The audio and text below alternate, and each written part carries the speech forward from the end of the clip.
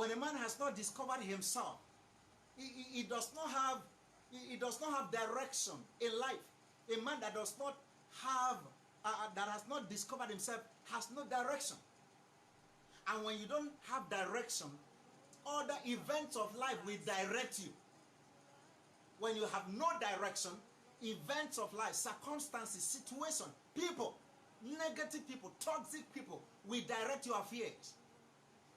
And it's a more reason. Let me just cite an example. For instance, a student getting admission into the university, into polytechnic, an institution of higher learning, and he does not have focus. He doesn't know why he's in school. Because by virtue of what I do, I usually have a lot to do with students on the campuses. So a lot of times I have had to interface with students, and a number of times, and sometimes I ask students, okay, young man, why are you in school?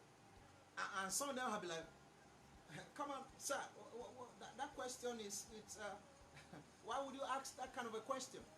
And I've always said to them, well, I have my reason for asking, but I need to know why you are in school. And some of them are like, well, okay, I think actually I needed to be in school because all my mates, all my colleagues, my contemporaries, they are all in school. They are in one institution of higher learning or the other. And I feel, for me, it's going to be a slap on my face if I do not have a degree, if I do not have a qualification. And I'm like, okay, is that, as good as that may sound, is that all the reason why you're in school? And something like, okay, actually my parents want me to go to school, and then that's why I'm in school. and then a lot of times I've also had to ask them questions. What course are you studying, and why are you studying that course?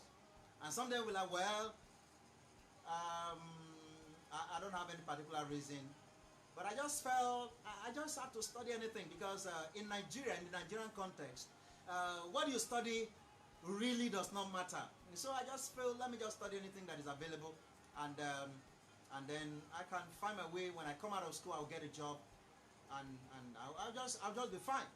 You know, it shows that yes, the Nigerian case is very, very peculiar.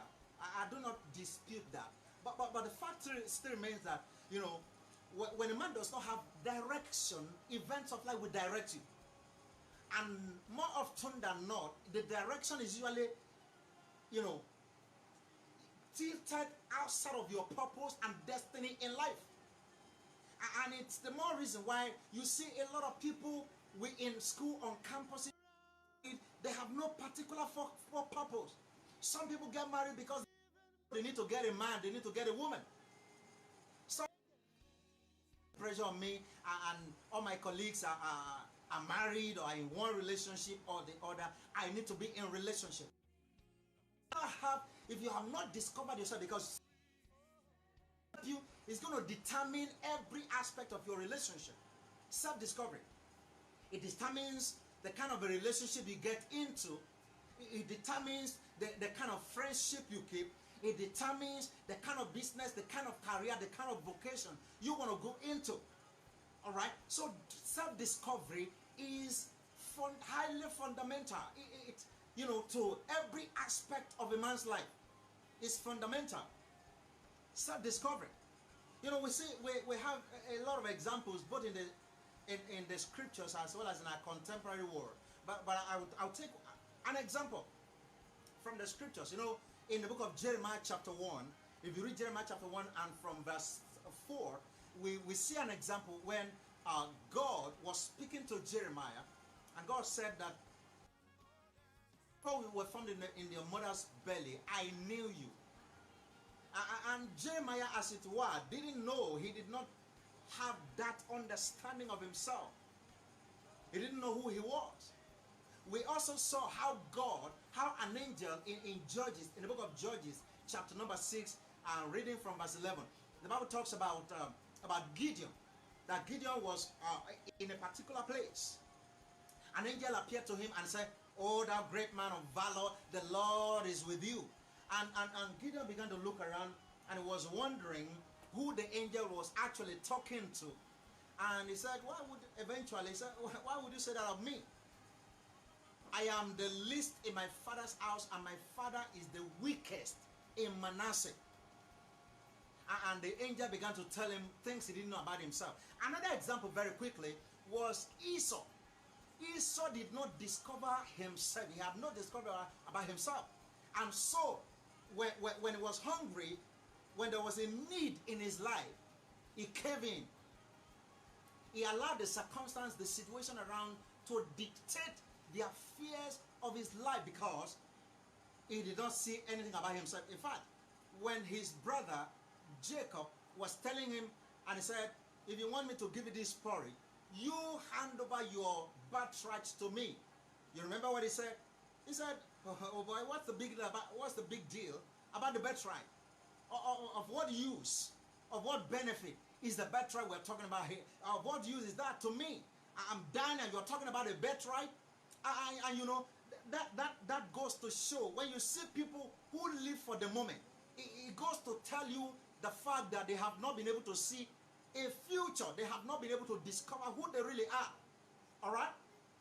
So when you see a people, when you see an individual, a man or a woman who live for the moment, it goes to show, it goes to explain the fact that that individual has not been able to discover himself or herself. So he's not seeing anything about the future. And so he lives for the moment. So self-discovery is highly fundamental. Now, lack of self-discovery leads to identity crisis. Lack of self-discovery leads to identity crisis. And it makes people to have a false image of themselves. It makes people to have a false image about themselves when they have not been able to discover themselves, when they have not been able to discover who they really are. Now, lack of self-discovery leads to self-pity. It leads to self-pity. It leads to self-pity. When you see a man, you see a woman who constantly, every now and then, usually have this self-pity, a sense of self-pity. It's a function of a lack of self-discovery. A function of a lack of self-discovery. No matter the level that you are at the moment, you may not have money in your pocket, you are not to be pitied. You are not an object of pity. You must have that registered at the back of your mind. I am not an object of pity. The level that I am at the moment is a passing phase. It's a passing phase. It's a passing phase. It is not a permanent state. Where I am at the moment, I am passing. I am going somewhere. I am going somewhere. I am going somewhere. This is where I am at the moment. Yeah, it doesn't matter who has gone ahead of me. It is not an issue. You must have that understanding. You are not an object of pity. You are not an object of pity. So when a man has not discovered himself, he begins to live a life of self-pity. And if you check through examples, countless examples, you see a lot of cases. We read about an account of, we read about Abraham Lincoln, one of the greatest presidents of the United States of America. You know, the man failed on virtually everything he stepped his hand into. It was like anything he tried, he would just fail.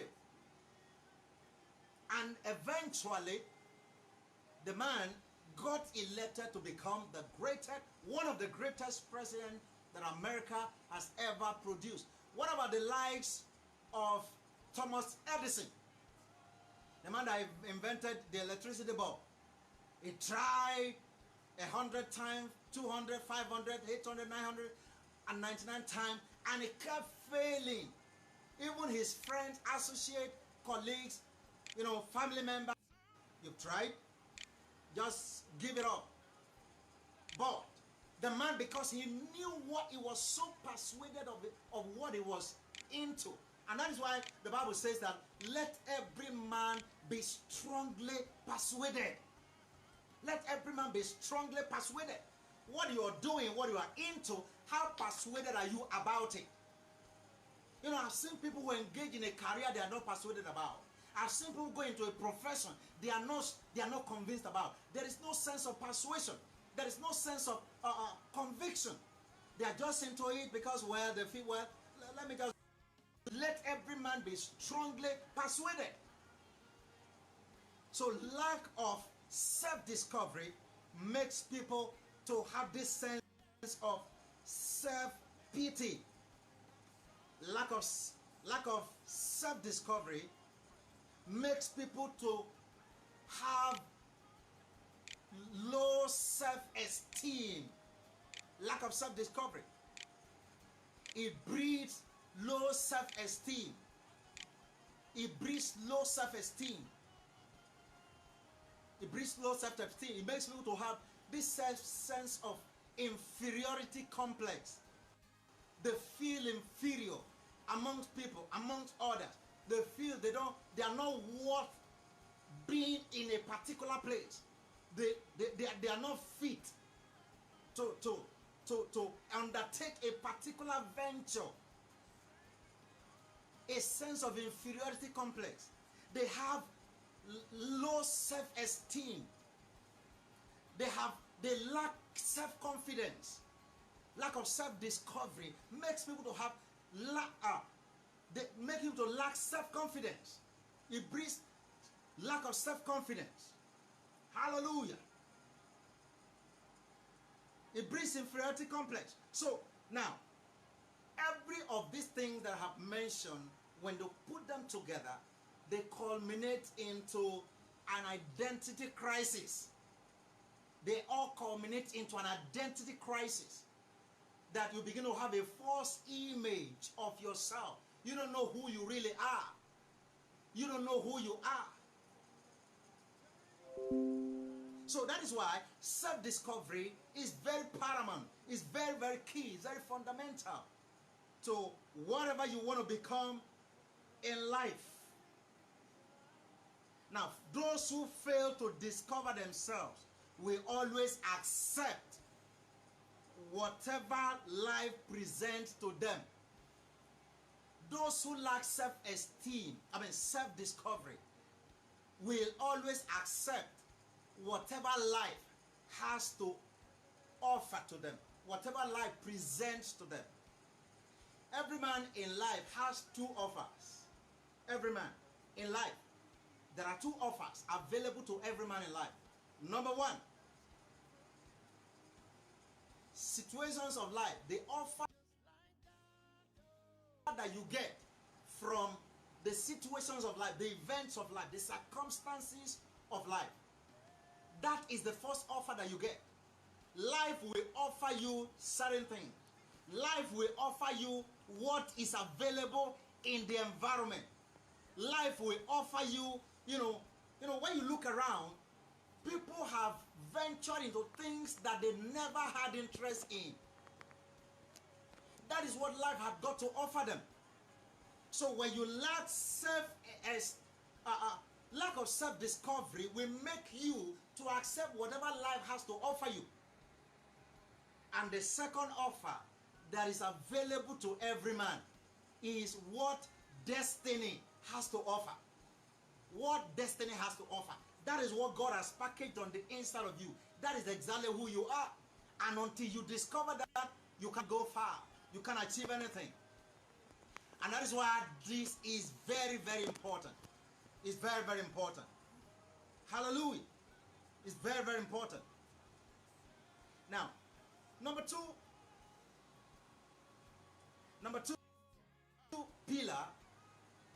pillar to self-leadership is self-acceptance. Self-acceptance. I'm not going to be taking too long on that. Self-acceptance. This is simply talking about the uniqueness of individuality. It's simply saying that every man is unique in his own way. And you must accept that. You must accept who you are.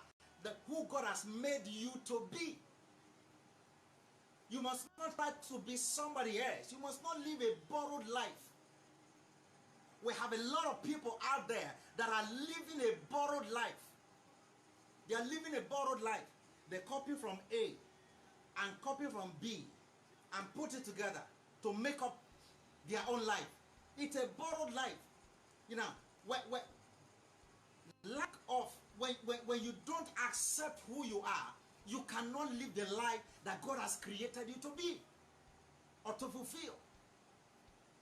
So you must accept who you are, the originality of your being, of your creation, of your person, who God has made you to be. God has made you unique in your own way. The Bible says that we are fearfully and wonderfully made. As you are, you must say that to yourself every time, every now and then. You wake up in the morning, you look yourself in the mirror, say to yourself, I am fearfully and wonderfully made.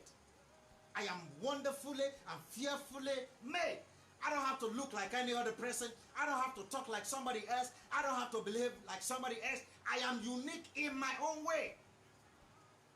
The uniqueness of individuality. So you must be able to accept yourself.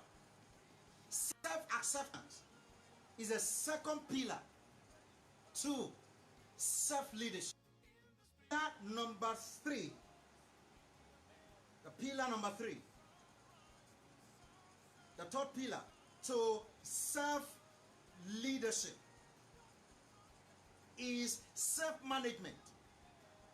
Now, before I explain further on self-management, I was talking about self-acceptance. You know, the uniqueness of individuality is expressed in the sense that you discover that no two human beings have the same fingerprint.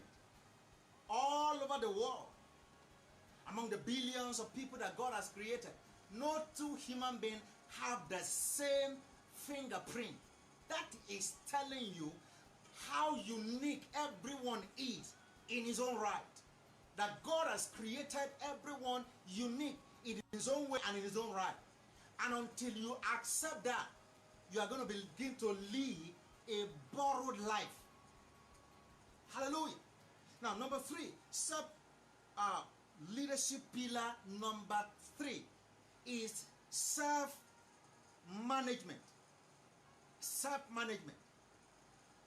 Now, if the self is not managed, it's going to create a lot of frictions. Mr. Self, if it's not properly managed, effectively managed, it's going to create a lot of frictions. Now, Paul the Apostle was speaking in the book of 1 Corinthians chapter 9 and verse 27. 1 Corinthians chapter 9 and in verse number 27, Paul said, he said, I discipline my body, self-management. Another word for that is I manage my body. I subdue my body. He said, I discipline my body and bring it under subjection, so that after I have ministered unto others, I myself should not be a castaway. In other words, after I have provided leadership to others, when I tell people this is what you should do, by virtue of my leadership status, my leadership position, people would respect me, people would accept me, people would follow me, and they would take my orders because I am a leader. And by virtue of the office that I represent, people would want to accept and follow me as a leader. After I have provided leadership to others, I myself should not be disqualified. I myself should not be a castaway. And so Paul had to say, this is one thing I do. I discipline my body and bring it under subjection. That is self-management. That is self-management. A leader needs to learn to manage his anger. A leader needs to learn to manage his emotions. A leader needs to manage his feelings. A leader needs to learn to manage his actions and his reactions. A leader needs to manage himself well. He needs to manage all of those things. when a leader fails in character, he has failed everywhere. Character failure is the greatest failure in leadership. It's the greatest failure. No matter how efficient, how effective, you are not even an effective and an efficient leader when you lack character. So, when you are not able to manage yourself, manage your feelings, manage your affairs, your actions, your behavior, your character, your emotions, as a leader, you are not leading. You are not providing the needed leadership. And that's one of the things that makes the difference between leadership and management. You know, researchers, scholars, management researchers and leadership researchers over the years have tried to draw a dichotomy. They've tried to draw a dichotomy between leadership and management. And when after they have juxtaposed between the two, they have been able to see that management is to ensure a smooth running of a system, to keep a system going. And leadership, they have been able to draw a line, a dichotomy, and they have been able to see that leadership is superior to management. In the sense that leaders provide direction, leaders provide, initiate change. There is so much about leadership, a lot about leadership. So, and as a leader, if you are not able to manage yourself, you cannot lead well. You cannot lead well. You cannot lead a city to productivity, to progress, and to prosperity. So you must be able to manage your feelings. As a leader needs to, you need to manage your emotions, you need to manage your anger, you need to manage your time. Time management, effective time management is a major component of dynamic leadership or self-leadership. You must be able to manage your relationship. Manage your relationship. As a leader, you must be able to manage your relationship. A leader should be able to manage his finances, his career. A leader should be able to manage his health, personal health management, stress management. You should be able to manage your stress, manage your health as a leader. So if you can manage yourself well, then those that are coming after you, you'll be able to manage them. You'll be able to manage them. And it's one of the major components to self-leadership is the leadership pillar number 3. Now, I'll quickly go to the pillar number 4. Self-leadership pillar number 4 is self-growth. Self-growth. Self-growth. A leader should, leadership is not static. As a leader is expected to keep growing, keep learning. You know, Paul the Apostle was also saying something in that context. In the book of, I think that is Philippians chapter 3 and verse 10. Philippians 3 verse 10. Philippians 3 verse 10, it says that I may know him and the power of his resurrection and the fellowship of his self-suffering, be made conformable unto his death. And I think when he gets to verse 13, he was saying, he said, this one thing I do, all right? This one thing I do, not that I have attained or haven't apprehended, but I keep pressing towards the mark. There is a press. There is a press. He keep pressing. He keep moving forward. And coming back to the earlier scripture that I quoted, it says that I may know him, all right? That I may know him and the power of his resurrection. Now, as at the time that Paul the Apostle was making this statement, Paul the Apostle, it was not a baby Christian. Paul was not a 5-year-old believer. It was not a 10-year-old or 20-year-old believer. Paul the Apostle had, Paul was in his 60s when he made this statement.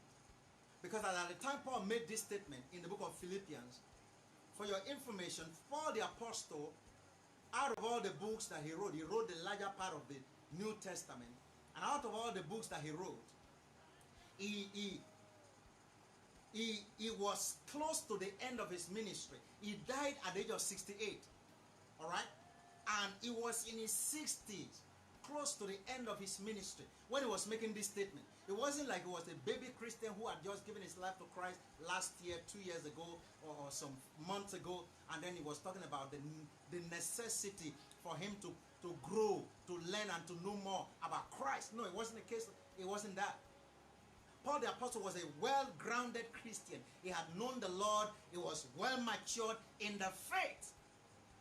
And yet, he was talking about the necessity, the need for him to grow more, to learn more, to know more about Christ. So as a leader, you need to grow, keep growing, keep growing, keep growing. You need to learn more, you need to know more. And the truth is, the day that people that are under your leadership know more than you, you have lost your leadership prowess. The day that people you are leading comes to know more than you are no longer their leader. They will move on. And that is the need. That is the reason why, as a leader, there is the need for you to constantly and consistently improve yourself. The need for you to keep improving yourself. The need for you to keep growing as a leader. So that is why self-leadership, these 4 pillars, are very, very key to self-leadership. Now, because of our time, I have a very limited time. In the next 15 minutes thereabout, I should be rounding off. Now, having established some of these facts, I'd like us to look very quickly at the characteristics of the men who lead their city to productivity